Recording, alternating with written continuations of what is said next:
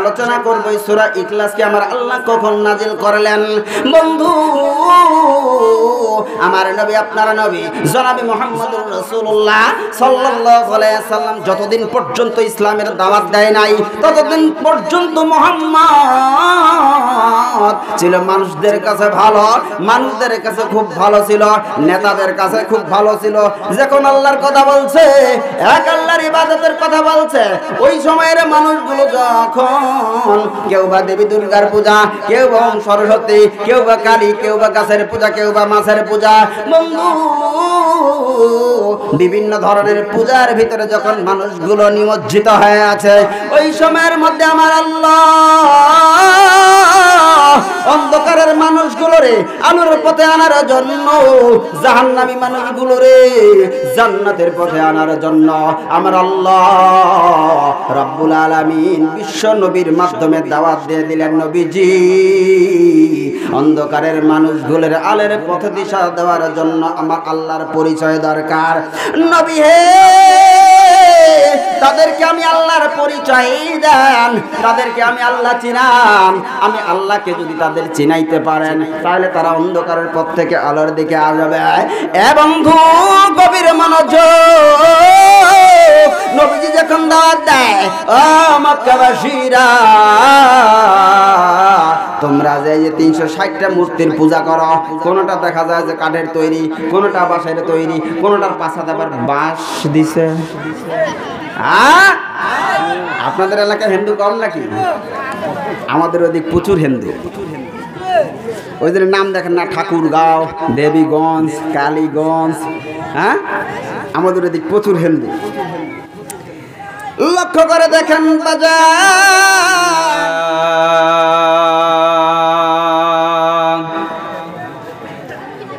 নাহমাদুহু ওয়া নুসাল্লি আলা রাসূলিহিল কারীম।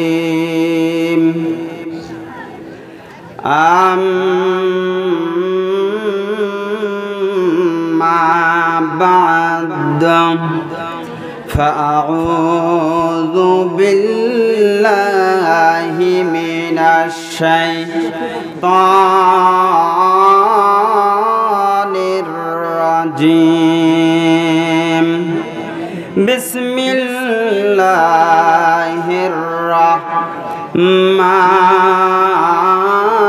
রাহমানির রাহিম। কুল হুয়াল্লাহু আহাদ, আল্লাহুস সামাদ, লাম ইয়ালিদ ওয়া লাম ইউলাদ ওয়া লাম ইয়াকুল লাহু কুফুয়ান আহাদ। সাদাকাল্লাহুল আযীম। আজ থেকে বহু বছর আগে এই দুনিয়ার বুকে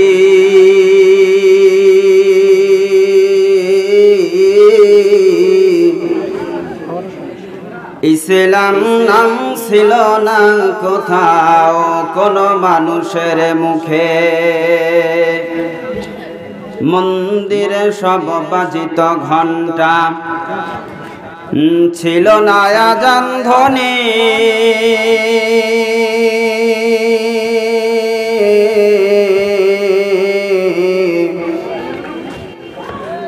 বড় বড় তার অন্ধকারে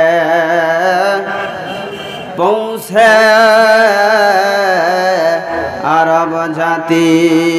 বেটির জন্মে বেজার পিতা, ও বেটির জন্মে বেজার পিতা, খুরত নতুন গোর। বেটির জন্মে বেজার পিতা, খুরত নতুন গোর। কন্যা সন্তান জন্মিলে মায়ের কাঁপিত সেই অন্তর। সেই সে কঠিন দুর্যোগ দিনে মোদের আল্লাহর আশীর্বাদ ধরনের কোলে তাশরিফ নিলেন রাসূল মুহাম্মদ। মানুষ হইয়া মানুষ রূপে মানুষের মাঝে জন্ম নিয়া মানুষের মন করিলা জয়।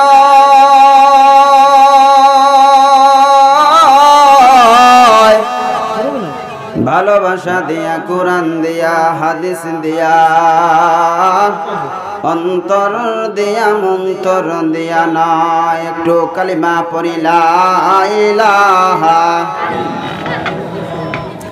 লা ইলাহা জোরে লা ইলাহা ও লা ইলাহা। সামনে এই কোরআনুল কারীমের একখানা ছোট্ট সূরা সূরাতুল ইখলাস আপনাদের মাঝে তিলাওয়াত করেছি। এই সূরাটা এমন কোনো মানুষ নাই যে তার মুখস্থ নাই। কথা বলেন ঠিক না ঠিক? ছোট্ট থেকে বৃদ্ধা বাবাজিরা যারা আছেন সকলেই সূরা ইখলাস মুখস্থ জানে। বন্ধু, এই সূরা ইখলাস এই জন্যই আজকে আলোচনার বিষয় হিসেবে আমি সিলেক্ট করলাম যে আমরা নামাজে সূরা ইখলাস তিলাওয়াত করি, কিন্তু এই সূরা ইখলাসের ভিতরে আমার আল্লাহ কি বলেন আমি জানি না। সূরা ইখলাস নামাজে এমন কোনো মানুষ নাই যে মনে হয় প্রত্যেক নামাজে দাঁড়াইলেই সূরা ইখলাস এক রাকাতে থাকেই, এরকম লোক আছে না? তো এই সূরা ইখলাস সম্পর্কে কিছু যদি আলোচনা করা হয়, বাজান শেষ পর্যন্ত থাকবেন তো ইনশাআল্লাহ। আসেন, এই সূরাকে আমরা মুরব্বী বাবাজি যারা আছি আমরা চিনি কুল হু আল্লাহ সূরা, ঠিক না? কুল হু আল্লাহ সূরা। তো আসেন এই সূরা ইখলাস থেকে আমি কিছু আলোচনা করার চেষ্টা করব। ওমা তাওফিকি ইল্লা বিল্লাহ। তো বন্ধু, কোরআনুল কারীমের তাফসীর করতে গেলে বিশেষ কয়েকটা বিষয় সামনে রেখে আলোচনা করা লাগে। সর্বপ্রথম যেটা লাগে বিশুদ্ধ তিলাওয়াত লাগে। যে সূরাটা নিয়ে আলোচনা করা হয়, এই সূরাটা কেন নাযিল করলো, সূরাটার নাম কেন রাখলো, এই সূরাটা কখন নাযিল হলো, এই সূরাটার পড়লে ফজিলত কি কয়, বিনা লাভে মানুষ তুলাও উভায় না। কথা বল ঠিক কিনা? এই সূরাটা পাঠ করলে আমরা কি ফজিলত পাবো, মোটামুটি কয়েকটা বিষয় নিয়ে সামনে যদি আগানো যায় এবং জীবন পরিবর্তন করার লক্ষ্যে মনকে স্থির করে বসতে পারেন এবং যদি আলোচনাটা শুনতে পারেন, আশাবাদী আমি আশা করি ইনশাআল্লাহ আজকের এই মাহফিলটা আল্লাহর দরবারে কবুল হবে আর আমাদের জীবন পরিবর্তন করার একটা উসিলা হবে। আল্লাহ কবুল করুন, সকলে বলি আল্লাহুম্মা আমিন। সরাসরি আমরা ভূমিকায় বেশি সময় নষ্ট না করে, যেহেতু একটা তাফসীর করতে গেলে 2-3 ঘন্টা হয় না, তো সেই সূত্রে বেশি সময় নষ্ট না করে সরাসরি আমি আলোচনায় ঢুকে যাব। সূরা ইখলাস থেকে ইনশাআল্লাহ আলোচনা হবে। সর্বপ্রথমে আমরা জানব সূরা ইখলাসকে ইখলাস বলে কেন আল্লাহর নাম রাখলেন। 2 নম্বর আলোচনা করব এই সূরা ইখলাসকে আল্লাহ কখন কেন নাযিল করলেন, শানে নুজুল। 3 নম্বরে আমরা আলোচনা করব সূরাটা পাঠ করলে আমাদের ফজিলতটা কি হবে, লাভ কি হবে। 4 নম্বরে আস্তে আস্তে এই সূরা থেকে আমাদের শিক্ষণীয় বিষয় সংক্ষিপ্ত তাফসীর আকারে আমরা সামনে আগাবো ইনশাআল্লাহ।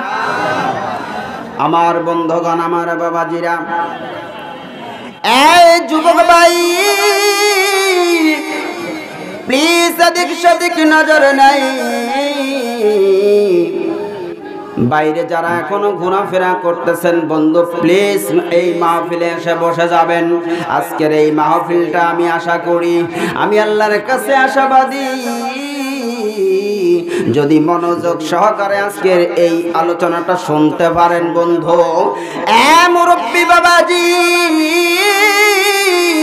আমি মনে করি আজকের এই মাহফিলটা হতে পারে একটু ব্যতিক্রমিক ধরনের। এই জন্য বন্ধু প্লিজ এদিক সেদিক মন দেবেন না। যাদের মোবাইলগুলো হাতে আছে প্লিজ পকেটের ভেতরে ঢোকা দেবেন। আর যদি শুনতে মন চায় বন্ধু অডিও রেকর্ড চালু করে রেখে দেন। বাজান, আমি যেই আলোচনাটা করতে যাচ্ছি সূরা ইখলাসের আলোচনা। এই সূরা ইখলাসকে আমার আল্লাহ পাক রব্বুল আলামিন ইখলাস বলে কেন নাম রাখলা। বন্ধু, মহাগ্রন্থ আল কোরআনে 114টা সূরা মহান আল্লাহ দিলেন। 114টার বাজান 114টা সূরার 114টা নাম আল্লাহ দিয়ে দিলেন এবং কিছু কিছু সূরার দেখা যায় একাধিক নাম রয়ে গেছে তার গুণগত কারণে। সূরাতুল ফাতিহার দিকে যদি লক্ষ্য করেন, সূরা ফাতিহাকে বলা হয় উম্মুল কোরআন, উম্মুল কিতাব। একটা সূরারে কয়েকটা করে নাম থাকে। আমাদের যেমন কিছু কিছু বাচ্চার কিছু নাম থাকে, আব্দুর রহমান অরবির একটা সুকেশ ওটা থোয়া নাম আছে, রনি, লাট, বল্টু, স্ক্রিপ্ট টাইপ। কথা বলেন ঠিক কিনা? সূরার কিছু গুণগত বিষয়ে কিছু নাম থাকে। সূরা ইখলাসের কিছু নাম রয়েছে। এই সূরাকে বলা হয় সূরাতুত তাওহীদ, সূরাতুল ইখলাস। এই ধরনের এই সূরারও কিছু নাম রয়েছে। বন্ধু আসেন আমরা সামনে আগাই। সূরা ইখলাসকে আমার আল্লাহ ইখলাস বলে কেন নাম রাখলেন বন্ধু? আমার বাবাজিরা প্লিজ মনোযোগ। সূরা ইখলাস ইখলাস বলে নাম রাখার কারণ, এক নম্বর কারণ হলো এই সূরা ইখলাসকে ইখলাস বলে কেন নাম রাখলেন? এবং ইখলাসকে এই সূরা ইখলাসকে দেখেন, আমি আর একটু সামনে থেকে আসি। সূরা বাকারায় যদি সূরা বাকারার ভেতরে যদি ঢোকেন, বাকারা শব্দের অর্থ হচ্ছে গাভী গরু। যুবক ভাই, এই সূরা বাকারার মধ্যে আমার আল্লাহ একটা সুন্দর গাভীর ঘটনা তুলে ধরেছেন, যার কারণে সূরার নাম দিয়েছেন সূরাতুল বাকারা। সূরা আলে ইমরান, ইমরান আলাইহিস সালামের বংশ নিয়ে আলোচনা করা হয়েছে, বিদায় সূরার নাম আলে ইমরান। বন্ধু তাকে দেখেন সূরা নিসার ভিতরে, নিসা মানে মহিলা, মহিলার বিধি বিধান সম্পর্কে সূরা নিসায় আলোচনা করা হয়েছে, বিদায় সূরার নাম সূরাতুল নিসা। এবাজান সূরা ফিল, ওই যে হস্তি বাহিনী ধ্বংস করার জন্য যে আসছিল আবরাহা বাদশা, ফিল শব্দের অর্থ হচ্ছে হাতি। বন্ধু হাতির নামে আল্লাহ সূরা দিয়ে দিলেন, তার মানে বোঝা গেল সূরার নাম রাখার পিছনে বিশেষ কিছু কারণ থাকে। কথা কি বোঝা যায়? বন্ধু ঠিক তদ্রূপ আমার আল্লাহ সূরা ইখলাসকে ইখলাস বলে কেন নাম রাখলেন? তার এক নম্বর কারণ হলো ইখলাস শব্দের অর্থ হচ্ছে খালেস, খাঁটি, পিওর, নির্ভেজাল, যার ভিতরে কোনো ভেজাল নাই। আসেন এই সূরাটার ভিতরে আমার আল্লাহ নিজের পরিচয় দিয়েছেন। আমার আল্লাহর পরিচয়, আমার আল্লাহর আইডি কার্ড হলো এই সূরা ইখলাস। আমার আল্লাহর ভিতরে কোনো ভেজাল নাই।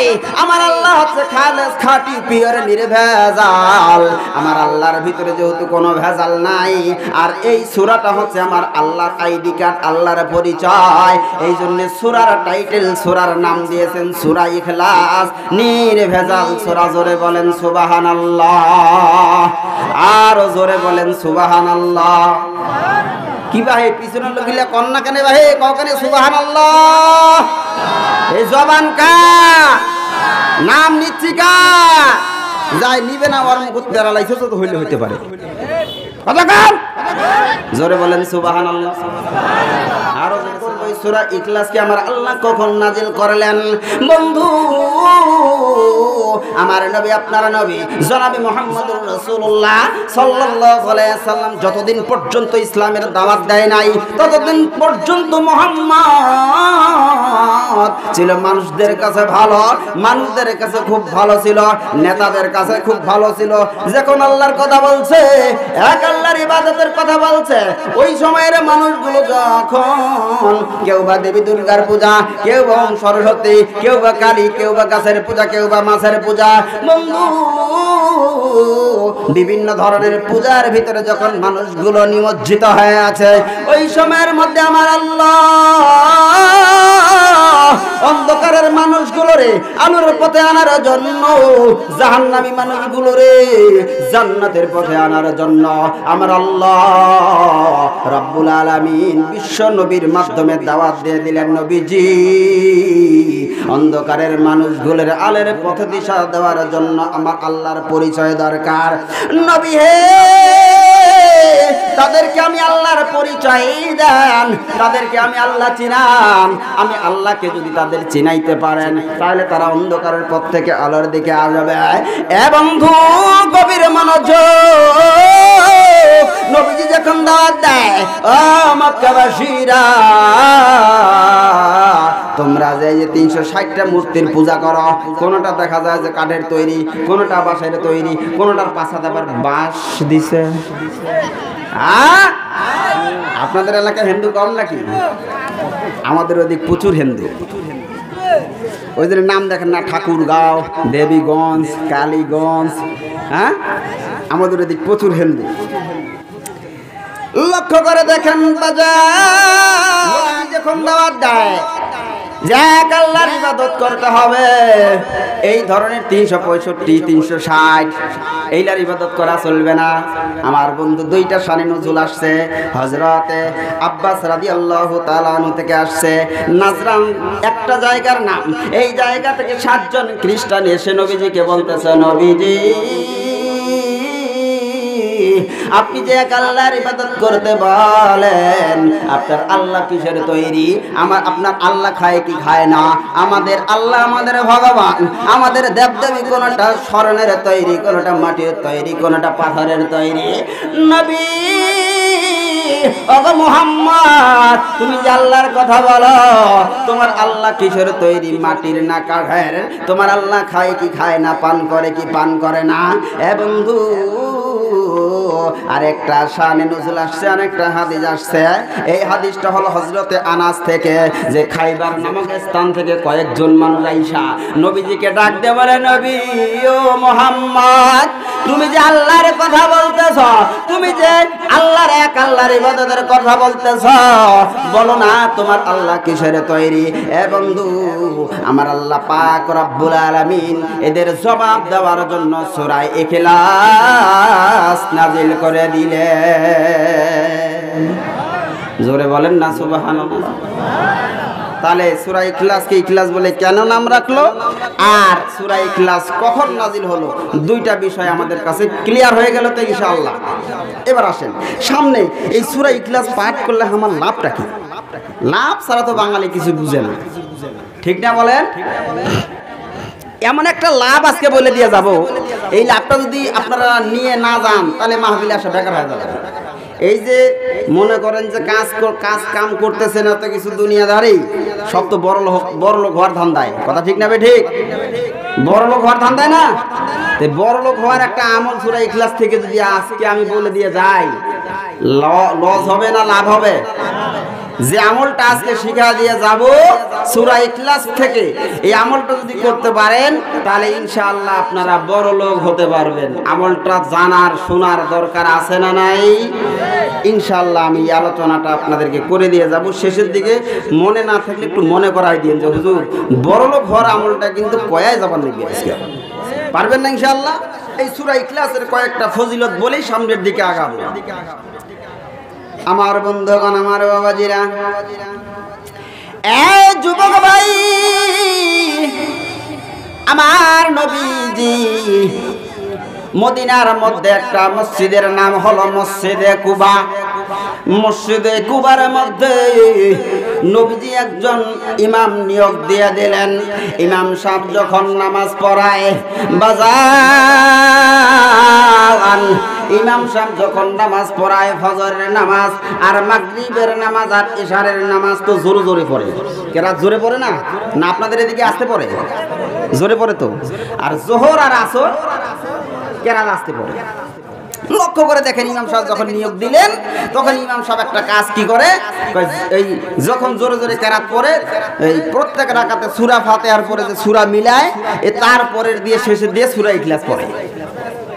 বুঝেন নাই কথা? মানে প্রত্যেক রাকাতেই সূরা ইখলাস পড়ে। সাহাবীরা ডাক দিয়ে বলেন, নবীজি ইয়া রাসূলুল্লাহ, ইয়া হাবিবাল্লাহ, মানে একটা ইমাম সাহেব নিয়োগ দিলেন যে ইমাম সাহেব সূরা ইখলাস ছাড়া কিছু পারে না, প্রত্যেক রাকাতে সূরা ইখলাস তেলাওয়াত করে। নবী হে, এমন ইমাম দিলেন সূরা ইখলাস শুধু তেলাওয়াত করে। নবীজির দরবারে যখন নাকি সাহাবারা গিয়ে আরাজ করলেন, এবার নবীজি ডাক দিয়ে বলতেছেন, ঠিক আছে ইমাম সাহেবকে আমার কাছে আসতে বলো। বলেন দেখি আপনাদের এলাকার ইমাম সাহেব যদি সূরা ইখলাস আর ফালাক দিয়া নামাজ পড়ায় চাকরি থাকবে? হ্যাঁ, কয় খুঁটে লেখাপড়া করছে রে, সূরা ইখলাস আর ফালাক দিয়া নামাজ পড়ে। কোনটা মসজিদ বলে ইমাম নিছে, ওই খালি সূরা ইখলাস আর ফালাক দিয়া নামাজ পড়ায়। এখনকার হুজুর তোমরা কি অন্য সূরা জানেন না? কসে হ্যাঁ, এই দুইখান সূরারে পয়সা দিবার পান না, ফির অন্য সূরা। হ্যাঁ, বর্তমানে আমাদের মসজিদগুলো যেরকম হয়েছে ইমাম সাহেব ওইরকম হয়েছে। কথা কান ঠিক না ঠিক? এক মসজিদের ইমাম সাহেব আর মুয়াজ্জিন সাহেব ইমাম সাহেব গেছে বাজারে আর মুয়াজ্জিন সাহেব গেছে দাওয়াত খাবার। দেখুন এই আপনাদের এখানকার সভাপতি কমিটি এদের কথা কিন্তু বলতেছি না, পরে কেন হুজুর আমাদের দুর্নাম করে গেছেন। তা কেশিয়ার সাহেব, সভাপতি সাহেব এরা গেছে জুম্মার নামাজ পড়বে। এখন আজানের সময় হয়েছে, আজান খাই দিবে, দেও রে কাহো আজান, দেও রে কাহো আজান দিবেন না, কারণ আজান তো হাইয়া আলা ছেলে। আমাদের অধিকাংশ মসজিদের আজান শুদ্ধ নাই, কথা বলেন ঠিক না ঠিক? সব জায়গায় টাকা আছে, ওই মসজিদের চান্দা দিবার গেলে টাকা থাকে না, কথা বলেন ঠিক না ঠিক? এর পিছনের লোকগুলা কথা কয় না, ঠিক না ঠিক? লক্ষ্য করে একটু অ্যাটেনশন হন, একটু আমাকে মনোযোগ দেন, আলোচনা আপনারা যদি মনোযোগ দেন তবেই আসবে। এবার দেখেন ইমাম সাহেব মুয়াজ্জিন সাহেব যখন নাই, কথা কি আমার বোঝা যায় ভাই? বোঝা যায়? সৈয়দপুরিয়া লোক বলে মুরগি কিনিয়ে গেছে, মুরগি কিনিবার গেছে একটা জায়গা, ওই পাশাক কয় হোগা, পাশাক কয় হোগা। তো এখন সৈয়দপুরিয়া মানুষ যখন মুরগি কিনবার গেছে, যা কয় ইয়ে মুরগি কিতনা রুপিয়া হোগা, মানে কইছে এই মুরগি কয় টাকা হবে। এলো ওই জায়গা তো হোগা মানে বুঝে পাশা, কছে মুরগির এই পাশে হইলো মাথা আর এই পাশে হইলো হোগা। এক কথা মুরগির দাম কত, কেতনা রুপিয়া হোগা, হয়তো কথা হোগা মানে পাশা, কছে মুরগির এই পাশে মাথা আর এই পাশে হোগা। এই জন্য বলছি মোর কথা কি বোঝা যায় না হে? এবার আসেন, কয় আজান দাও রে কাহো, আজান দাও রে। আজান কাহো দিবার না পায়, কোনো মতো আজান খান দিছে নামাজ, আজান যদি না দেয় তাহলে সব ঘরতে বাইরে খেলাছে। এমরা কবে এমন কমিটি, আমরা আজানও দেয় না, নামাজও পড়েন না, এইলা পরের দিন আমরা দুর্নাম করি বেড়াবে, এই মসজিদ কমিটির দুর্নাম এলাকায় ছড়িয়ে যাবে। ভয়তে কোনো মতন করে আজান দিছে, নামাজ সভাপতি সাহেব নামাজ পড়ান, কয় হারাম মোর একটা সূরা মুখস্থ নেই। সেক্রেটারি সাহেব নামাজ পড়ান, কবি কোনোদিন নামাজ পড়া নাই, মুখে কোসের নামাজ পড়বে।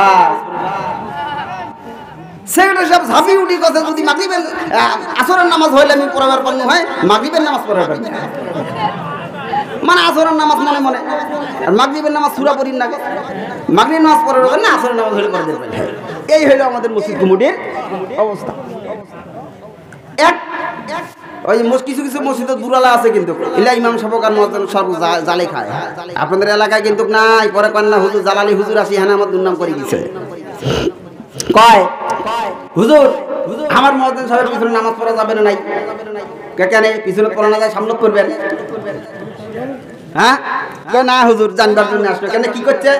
আমার মসজিদের মুয়াজ্জিন সাহেব সিমেন্ট বেচে খাইছে, সিমেন্ট বেচে খাইছে, তা বেতন দেন কত? কত 1500 টাকা। তাইলে যাইবে 1500 টাকা বেতন দেন, তোমার যে ইট বেচে খায় আর মাইক বেচে খায় না, এটাই তো ধন্য। কথা কোন ঠিক না বে ঠিক? এক মুয়াজ্জিন সাহেব কি করছে, ফজরের নামাজের আজান দিয়ে হ্যাঁ গোসল করে যাচ্ছে। হুজুর তোমরা আজান দিয়ে গোসল করে যাচ্ছেন, কত বেতন দেন 1500 টাকা। মুই তো আরো অন্যান্য কাজ করো, ঘুম জাগো, এই জন্য আজান দিবার ফির দেরি হইলে তোমরাই তো কবে আজান কেন দেরি করে দিস, সঠিক সময় আজান দিয়ে মুই গাও যাচ্ছি। বুঝছেন বিষয়? এই হলো আমাদের মসজিদের অবস্থা। দেখেন এক বুড়া ইমাম, এখন তো সব চ্যাংরা ইমাম, আমরা চ্যাংরা ইমাম না হয়, বুড়া ইমাম এখন সারা জীবন ইমামতি করছে, খায়া দায়া সব, বুড়ির জন্য টোপলা বান্ধি নিছে, নিজে ইমামতি করছে, নিজে খাইছে দাওয়াত, আর বুড়ির জন্য টোপলা বান্ধি নিছে। তো এখন একজনও দাওয়াত দিছে, হুজুর দাওয়াত তো জীবন বহুত খাইলেন, ইমামতি বহুত করলেন, ক্যাশ কেবিল তো কিছু করে পাইলেন না, পাইলেন নিজের বাপের জমি আরো বেঁচে খাইছেন। ইমাম আমাদের ইমাম সাহেবদের যে বেতন তাই তো হয়, দরকার হয় বাপের জমি বেঁচে খাও, ঠিক না? ঠিক বলেন। এখন কথা হুজুর তোমার আজকে আমার বাড়ির দাওয়াত, এই চ্যাংরা মুলবিদি আর মিলাদ হচ্ছে, মিলাদ হচ্ছে না, বুড়া মুলবিদি আজকে মিলাদ পড়াম, তাই নাকি? হ্যাঁ এমন জিনিস তোমাকে আজকে দেবো, তোমরা সারা জীবন বসে খাইবে। মুরবি তো মহা খুশি, বাপরে এমন মুসলিম উঠেছিল, আজকে মুখ দাওয়াত দিচ্ছে, ঠিক আছে। এখন দাওয়াত খাবার হানে গেছে, যাই হানে খাওয়া দাওয়া করার হানে, এই যাই দাওয়াত দিছে, চাদরের নিচে কি বাংলা নড়ে। আর ইমাম সাহেব কয় আহারে আজ যে মুখ কি দেয়, সারা জীবন বসে খাইবেন। দাওয়াত খাওয়ার পরে ইমাম সাহেব ব্যাকে দিচ্ছে, এখন পিরা পিরা পিরা, কয় এটা সারা জীবন বসেই খাইবেন, সারা জীবন এটা বসে খাইবেন। এই হয়েছে আমার মসজিদ আর ইমাম সাহেবের অবস্থা। কথা বলেন ঠিক না? ঠিক। এই মসজিদ মাদ্রাসায় টাকা দিবার গেলে দেখা যায় আমার তবিল ফাঁকা। কথা বলেন ঠিক না ভাই? এইখানে আমাদের মাহফিলের মঞ্চে কিন্তু আমাদের জামাতে ইসলামের কর্মচারী যারা আছেন, দায়িত্বশীল যারা আছেন, আমাদের মুরব্বী উপস্থিত আছেন, আপনারা অনেকেই দায়িত্বশীল আছেন। একটা কথা না বললেই নয়, এই গত 15-16টা বছর কেমনে দেশটা চলছে একটা কথা বলেই আবার তাফসিরে ঢুকে যাব। বলা যাবে কি ইনশাআল্লাহ? বলা যাবে? লক্ষ্য করে দেখেন, এক হলো গারস্থ বুঝেন তো, যা গরু ছাগল পুষে আবার সুবাদ করে গারস্থ। এক কথা কি বোঝা যায়? হে কায়গা কথা কাছে প্লিজ দেখেন, এখন গারস্থ ঘুমাইছে, ওই গারস্থর বাড়ির কিন্তু পাঠা আছে একটা আর বকরি মেল্লা।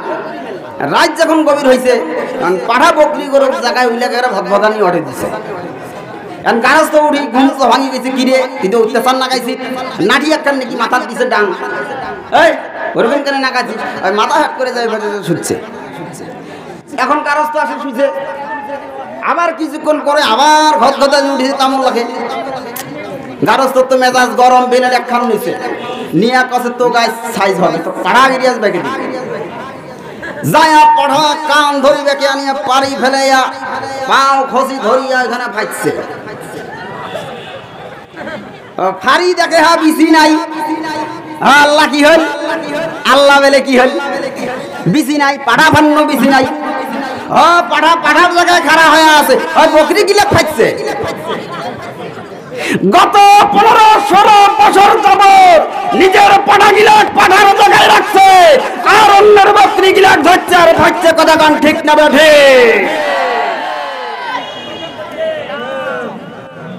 কি ফারে নাই? অন্যের বকরি গিলাট ফারে নাই, পাঠার জায়গা থুইছে, ওইটা মোরে পাঠা। হ্যাঁ, দোষ তো আমারও আছে, দোষ আমার নাই, জনগণের নাই। এই 14 মাসিয়া দিনত কাজ করেছে লোকগুলা, দম নেছে মোটা জামের গাছ, ওই উপর তো জাম পাচ্ছে রে, একজনের কথা দাও, জাম পাড়ি দিয়ে খাই, দমন এই। হ্যাঁ, এর কাছে এক মুরবির কাছে আমি কামিল পাস, দাওরা পাস, আমি খুব হাদিস কোরআন জানি, হামা করে দাও, আমি জাম পাড়ে দেবো, সবাই মিলিয়ে এলা খাইবেন। এলা কাহো কাহলা কাছে হুজুর মাসক, এই মুলবি মাসের কাছে ওটা জায়েজ দেখেন। ঠিক আছে, জায়েজ নাই, তাহলে কি হবে? এটা মোসারু দাঁড়াইছে, ওর কাছে আমি এই যোগ্য। ঠিক আছে, সবাই মিলি ধরিয়ে মোটা জামের গাছ ডাল ফল ধরে ওঠে দিচ্ছে। এখন গাছত ওঠে, ওই পাকাটা করি খায় আর কাঁচাটা করি ফেলায় খাও। কখনো কখনো ওই খায় আনে বিচিটা করে ফেলায় খাওরি। আরে এইটা কি কারবার দে? আরে সমান সমান ভাগের কথা ছিল, তুইও খাবো আমাকে দিব। কি হল? কত উলিয়া করে মিলি খাও। হ্যাঁ, লক্ষ্য করে দেখেন, আলেম ওলামাকে যখন আমরা দায়িত্ব দেই নাই,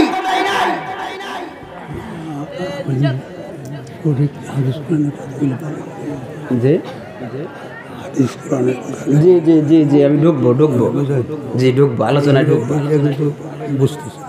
জি জি আলোচনা চলবে। ভাই তোমার কি খারাপ লাগেছে? কারো খারাপ লাগলে অসুবিধা আছে? হ্যাঁ, দুধ সবার পেটে সহ্য হয় না, যার আমাশা আছে তার পেটে সহ্য হয় না। কথা কান ঠিক না বেঠে? দুধ ভালো জিনিস, কিন্তু যার আমাশা আছে আর খাইলে কয়বার যে টয়লেট যাবার লাগবে। কথা কান ঠিক কিনা?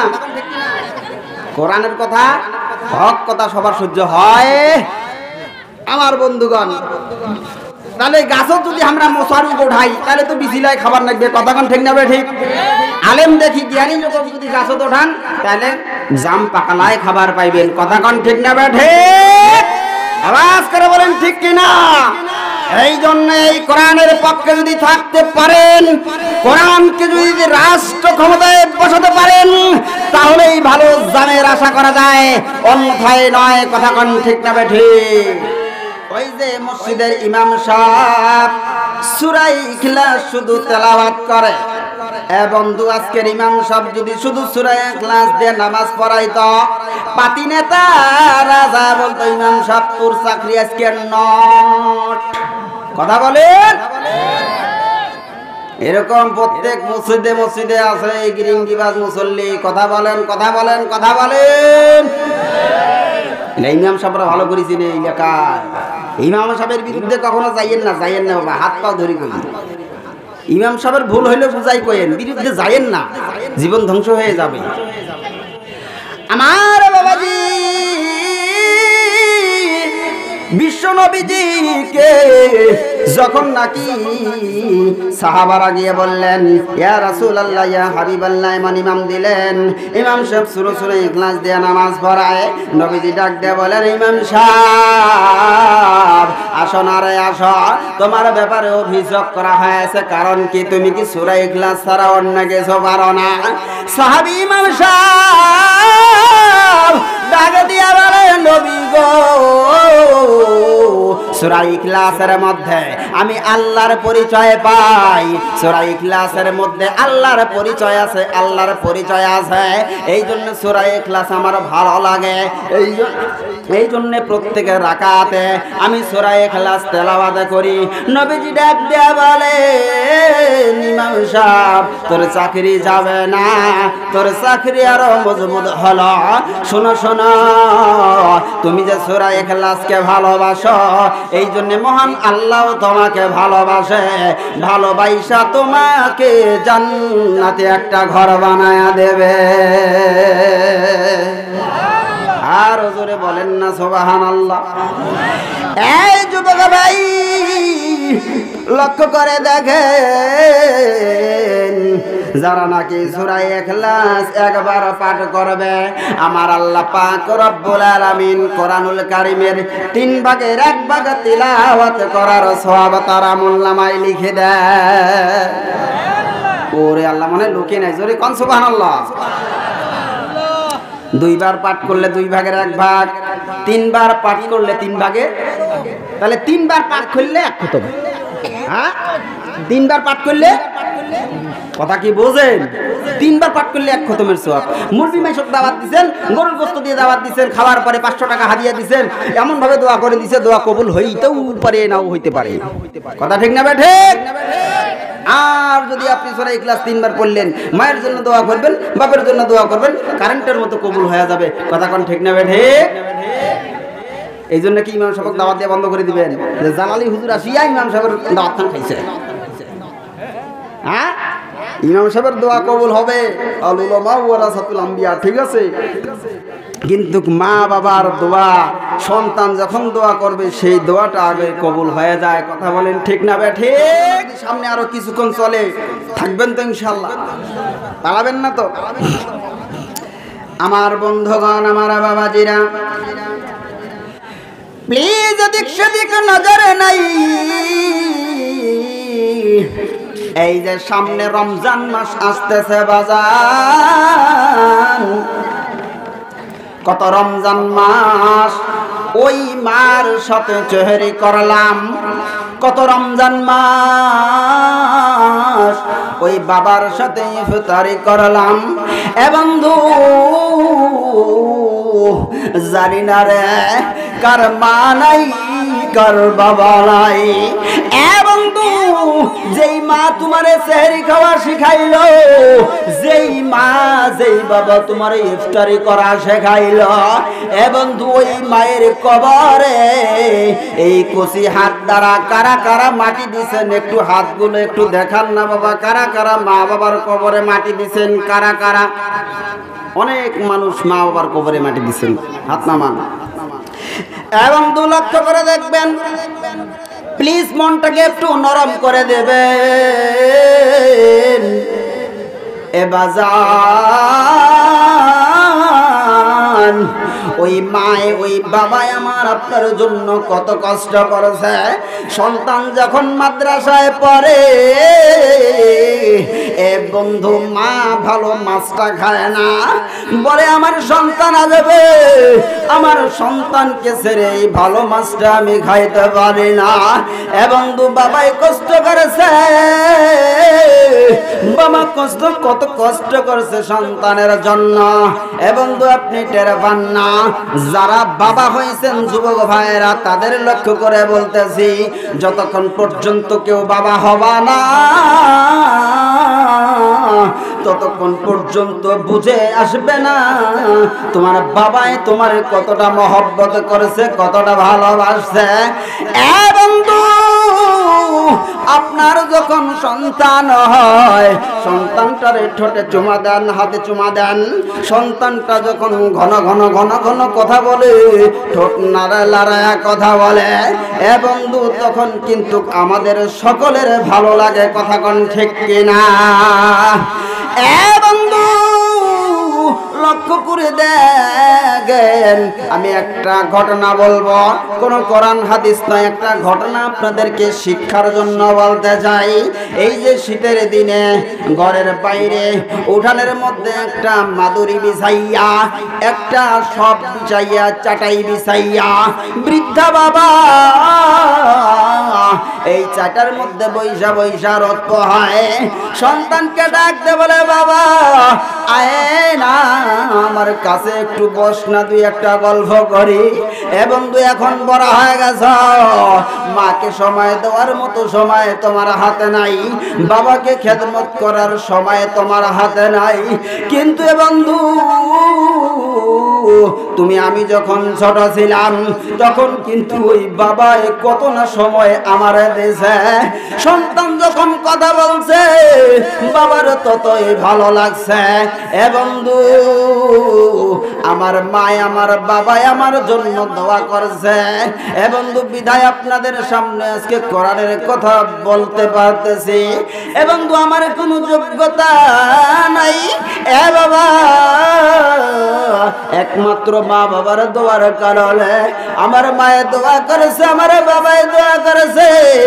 বন্ধু আমার মায়ের কিন্তু একটা কিডনি নাই। আমার মাকে নিয়ে আমি অনেক দিন পর্যন্ত হাসপাতালে ছিলাম। আমার মায়ের ডাক দিয়া বলে, বাবা তুই যদি না থাকতি এতদিন মন হয় দুনিয়ায় বেঁচে থাকতাম না।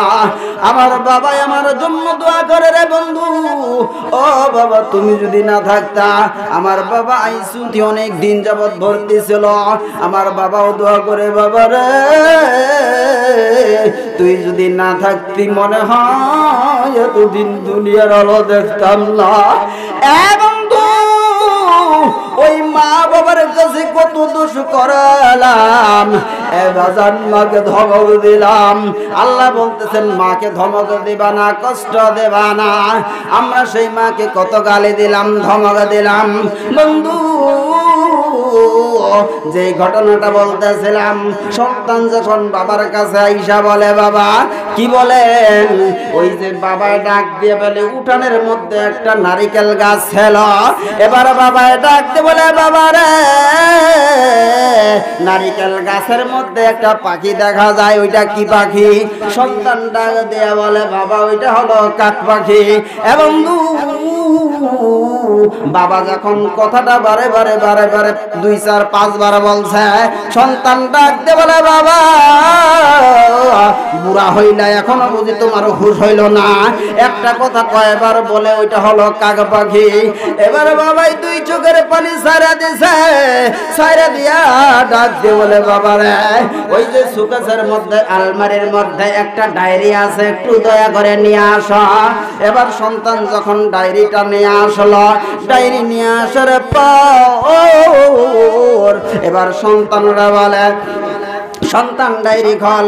সন্তান যখন ডায়েরি খোলে দেখে প্রত্যেকটা পৃষ্ঠায় লেখা আছে কাক পাখি, কাক পাখি, কাক পাখি। এবার বাবাই ডাক দে বলে, সন্তান এই উঠানের মধ্যে বৈশা তুই যখন ছোট ছিলি, তুই যখন বারে বারে বলছো এই গাছের আগায় কি, আমি ততবার বাবু জবাব দিছি ওইটা কাক পাখি।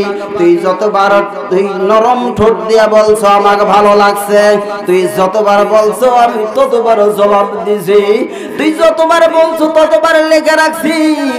আমি মনে করতেছি আমার সন্তানটা কথা শিখতেছে, আমার যতই ভালো লাগছে ততই লেখা রাখছি। দেখ না 5 থেকে 7 বার বলার কারণে তুই রাগ হয়ে গেলি। এ সন্তান পুরা ডায়েরিটা তোর জবাব আমি লেখা রাখছি তোকে দেখানোর জন্য।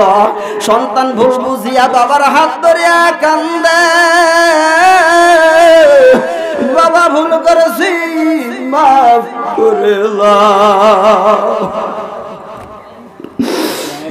বাবার হাত ধরিয়া কান্দে, বাবার বুকের সাথে বুকটা লাগায়া কান্দে, বাবা গো ও বাবা তোমার ধমক দিছি, বাবা মাফ করে দাও। এ বন্ধু কত বাবারে আমরা ধমক দেই, কত মারে ধমক দেই, কোনদিন মাফ নিতে পারি না। এ বন্ধু আসেন না, দেখেন না কত নেতা নেত্রীর কাছে ভুল করিয়া হাত ধরিয়া মাফ নিছে। এ বন্ধু কত বন্ধুর সাথে ভুল করিয়া হাত ধরিয়া মাফ নিছে। এ বন্ধু ওই মারে কত কষ্ট দিছি রে, ওই বাবার কত কষ্ট দিছি, কোনদিন মাফ নেওয়ার সুযোগ পাই নাই। এ বন্ধু ওই বাবার হাতে হাত রাইখা যদি মাফ নিতে পারো, ওই বাবার কাছে যদি ক্ষমা নিতে পারো, এই বাবা যতদিন বাবার উপরে আছে বট গাছের ছায়ার মতো, এই বাবা যে দিলে খাওয়াবে না। ওই বাবার কবরে যখন তুমি মাটি দিবা সেদিন বুঝবা বাবা কি জিনিস ছিল। এই জন্য বলছি রে যুবক ভাইরা, দেখ না রে কারা বাবারে কষ্ট দিছ, মারে কষ্ট দিছ, কোনদিন মাফ নেওয়ার সুযোগ পাও নাই। মা বাবার দোয়া যদি না থাকে সাকসেস হতে পারবেন না, মা বাবার দোয়া না থাকলে ভবিষ্যতে আগাইতে পারবেন না। এ বন্ধু এ যুবক ভাইরা কারা আসরে মা বাবারে আরে কষ্ট দেবা না, মা বাবারে কোনোদিন কষ্ট দিবে না, একটু আমাকে ওয়াদা দিবে। কারা আসো দুইখানা হাত তোলো না, কারা আসো মা বাবারে কষ্ট দেব না। আমি 5টা যুবককে আমি স্টেজে নিয়ে আসবো, কারা আসো আমার হাতে হাত দিয়ে কথা দিবে। আসো 5টা যুবক, দাঁড়াও 5টা যুবক আসো, 5টা যুবক আসো স্টেজে আসো, উঠো উঠো। এই যে যুবক উঠে গেছে, আল্লাহ তাকে দেখো 5টা যুবকের মধ্যে কি তোরা থাকবে না, আমার হাতে হাতটা লাগায়া বলবি হুজুর বারে কষ্ট দেওয়ালা, একটু বাজান স্টেজে আসেন, স্টেজে আসেন। 5টা যুবক হতভাগা হইস না রে, আমার মা বাবার দোয়া আমার কাছে আছে, আমি হচ্ছি একজন মা ভক্ত বাবা ভক্ত। এ আসো না 5টা যুবক আসো না। আল্লাহ তাকে দেখো মা বাবারে কোনোদিন কষ্ট দেবে না, ওয়াদা করবে। ওই যুবক ভাইরা মা বাবারে কষ্ট দেবে না, বাবারে কষ্ট দেবে না। আল্লাহ তুমি ছবি করিয়া রাখো, মা বাবারে কোনোদিন কষ্ট দেবে না। আল্লাহ আমি যেমন মা ভক্ত মানি,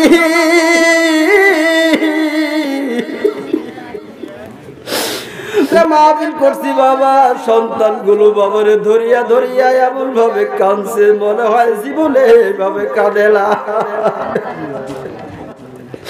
আল্লাহ এই ছবিগুলো রেখে দাও, তাদের মা বাবা গুলোরে কবুল করে নাও। আল্লাহ সন্তানগুলোরে দিনে এবং আখিরাতের জন্য কবুল করে নাও, প্রতিষ্ঠা করে দাও। আল্লাহ কবুল করে নেন, আল্লাহুম্মা আমিন। আল্লাহ আপনাদের কবুল করুক, মা বাবার খেদমত করার তৌফিক দান করুক। মা বাবার খেদমত করার দরকার আছে না নাই? কথা কন না যে আল্লাহ আল্লাহ আল্লাহ। মা বাবার কথা যদি ওভারটেক করেন, অমান্য করেন, দেখ হাজি সাহেব হজ করিতে যাবে, মা অসুস্থ, মা আমি হজ করিবার যাবো, কয় বাবা আমি তো এবার অসুস্থ, তুই এইবার যাওয়ার দরকার নেই, সামনে বার যাস। তাই নাকি?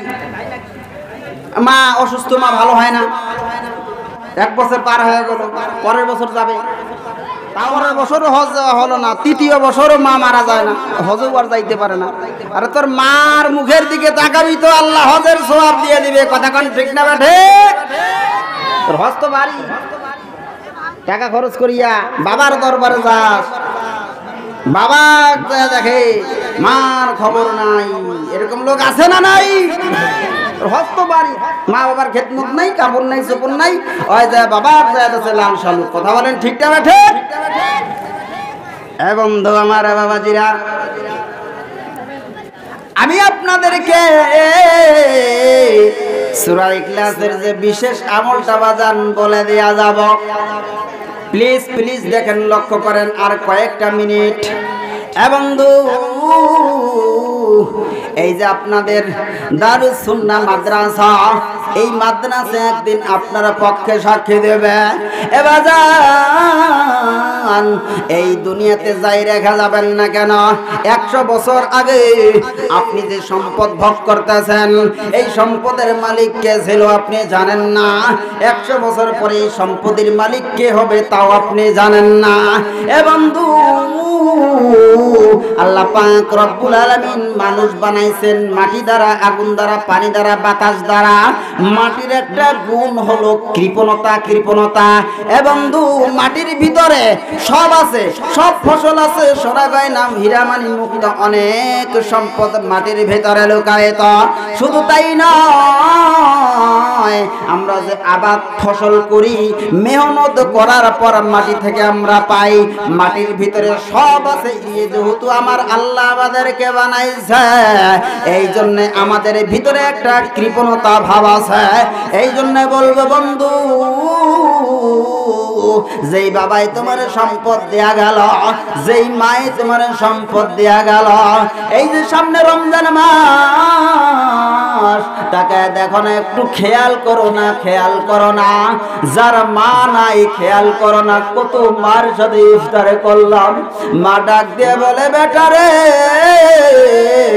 আয় ইফতারি আয় বাবা, সেহরিতে উঠ ভাত খা। ওই মাস দুনিয়ায় এলাই, দুনিয়ার বুকে ঠান্ডার দিনে বাবা কম্বল নিয়ে ঘুমায়। এ বন্ধু, ওই মায়ের কবরের খবরে নাই।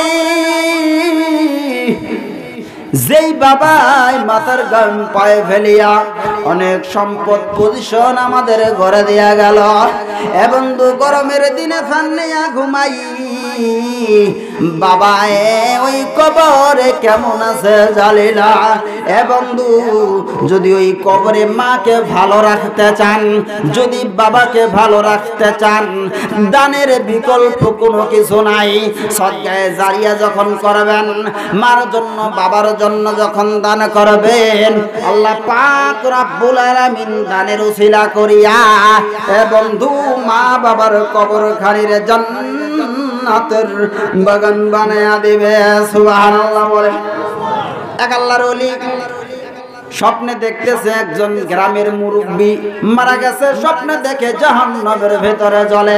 কয়, মুরব্বী কি খবর, জাহান্নামের ভিতরে জ্বলেন? আপনার কি দুনিয়ায় কোনো অংশীদার নাই?